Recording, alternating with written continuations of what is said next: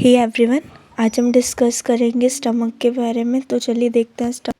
Stomach एक जे shaped organ है जो हमारी एलिमेंट्री कैनाल का पार्ट है। जो स्टमक है वो ऊपर से ईसोफेगस से कनेक्ट है और नीचे से वो स्मॉल इंटेस्टाइन से कनेक्ट है। कहने का मतलब ये है कि जो स्टमक है वो एक जे शेप का ऑर्गन है जो एलिमेंट्री ट्रैक में प्रेजेंट होता है। और इसका जो ये अपर पार्ट देख रहे हो आप लोग, ये ईसोफेगस से कनेक्ट है और नीचे वाला स्मॉल इंटेस्टाइन से कनेक्ट है। नेक्स्ट बात करते हैं इसकी लोकेशन की। तो जो हमारा स्टमक एब्डोमिनल कैविटी के अंदर लोकेटेड है। तो जो हमारा स्टमक है ना, उसके ना हमारे पास 3 रीज़न है।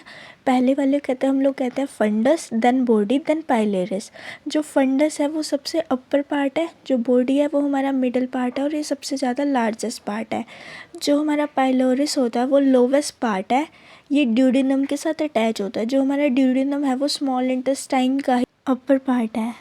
अगर आप इस फिगर को अच्छे से देखोगे आपको एक पाइलोरिक स्पिंचर दिख रहा होगा स्टमक और ड्यूडेनम के बीच में। पाइलोरिक स्पिंचर, जो स्पिंचर होती है एक मसल होती है जो बीच में से बैरियर होता है, बैरियर का काम करती है। तो जो पाइलोरिक स्पिंचर है ये ओपनिंग है स्टमक से ड्यूडेनम के बीच की। तो मतलब जब स्टमक के अंदर फूड प्रेजेंट नहीं होता, मतलब जब स्टमक खाली होता है तो पाइलोरिक स्पिंचर ओपन रहती है। पर जैसे ही स्टमक के अंदर फूड आ जाता है तो ये जो पाइलोरिक स्पिंचर है हमारी, ये क्लोज हो जाती है।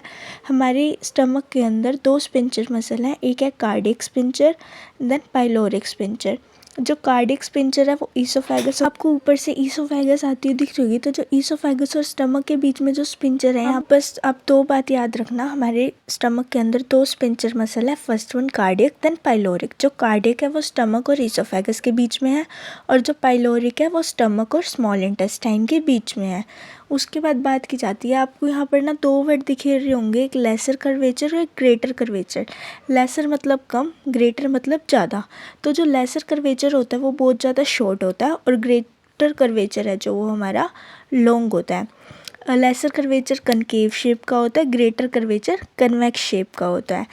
जो हमारा लेसर कर्वेचर है वो पोस्टीरियरली प्रेजेंट है और जो हमारा ग्रेटर कर्वेचर है वो एंटीरियरली प्रेजेंट है। एंटीरियरली का मतलब कि आगे की साइड और पोस्टीरियर का मतलब बैक साइड। तो जो ग्रेटर कर्वेचर है वो हमें शो होता है, पर ग्रेटर कर्वेचर जो है हमारा वो एंटीरियर सरफेस है तो वो हमें शो होता है। पर जो हमारा लेसर कर्वेचर है वो पोस्टीरियर पीछे की साइड है, इस वजह से वो हमें शो नहीं होता। तो स्पिंचर आई थिंक आपको क्लियर हो गया, मैंने आपको बहुत बार बता दिया। स्टमक तो छोटा सा है पर उसके अंदर खाना आ रहा है तो उसको स्टमक में फूड के लिए उसे अपना एरिया तो एक्सपेंड करना पड़ेगा ना। तो स्टमक के अंदर एक टिश्यू होता है जिसे हम लोग गैस्ट्रिक फोल्ड भी कहते हैं और रज़े भी कहते हैं। ये जो गैस्ट्रिक फोल्ड है ये स्टमक को इलास्टिसिटी प्रोवाइड करता है, जो स्टमक को एक्सपेंड करने में हेल्प करता है। अब हम बात करेंगे स्टमक के लेयर्स के बारे में। तो जो स्टमक है उसके 3 लेयर है, मसल लेयर, म्यूकोसा एंड सब म्यूकोसा। जो हमारी सब म्यूकोसा होती है, आप किसी भी ऑर्गन की सब म्यूकोसा लेयर के बारे में पढ़ोगे, इसमें मोस्टली हमारी नर्व्स होती है, लिम्फ वेसल्स होती है और ब्लड वेसल्स होती है। तो सब म्यूकोसा का मेन काम है हमारी बॉडी में ट्रांसपोर्टेशन का। उसके बाद है हमारी म्यूकोसा लेयर। जो म्यूकोसा है वो इनर मोस्ट लेयर है। इसके अंदर गैस्ट्रिक ग्लैंड जो अपना जो स्टमक का हमारा गैस्ट्रिक जूस है, तो म्यूकोसा के अंदर गैस्ट्रिक ग्लैंड प्रेजेंट होता है जो गैस्ट्रिक जूस रिलीज़ करते हैं। नेक्स्ट है हमारी मसल लेयर। 3 मसल लेयर है, लॉन्गिट्यूडनल, सर्कुलर एंड ऑब्लिक। आप इस फिगर में भी देख सकते हो, longitudinal fibre outer, circular fibre middle and oblique fibre inner. तो आपको जस्ट इतना सा समझना है कि हमारी बॉडी, जो हमारा स्टमक है बॉडी के अंदर, उसकी 3 लेयर है, मसल, म्यूकोसा, सब म्यूकोसा। अब हम डिस्कस करेंगे जो हमारा स्टमक है उसके फंक्शंस क्या है। जो हमारा स्टमक है सबसे पहले तो वो टेम्परेरी स्टोर करता है फूड को। हम जो भी खाना खाते हैं उसका हमारा पार्शियल डाइजेशन है वो कहाँ पर होता है, हमारे स्टमक के अंदर होता है। तो जो स्टमक है वो फूड को टेम्परेरी स्टोर करता है और जितने भी डाइजेस्टिव एंजाइम्स वगैरह होता है वो फूड को रिएक्ट करते हैं स्टमक के अंदर। स्टमक के अंदर पेप्सिन प्रेजेंट होती है जो फूड के ऊपर एक्ट करती है और प्रोटीन की ब्रेक डाउन करती है। तो पेप्सिन क्या ब्रेक कर रही है, प्रोटीन्स को। हमारे स्टमक के अंदर वाटर और अल्कोहल का लिमिटेड एब्जॉर्प्शन, मतलब पूरा एब्जॉर्प्शन तो हमारा लार्ज इंटेस्टाइन में होता है पर लिमिटेड अमाउंट में एब्जॉर्प्शन होना उसका स्टमक से ही स्टार्ट हो जाता है।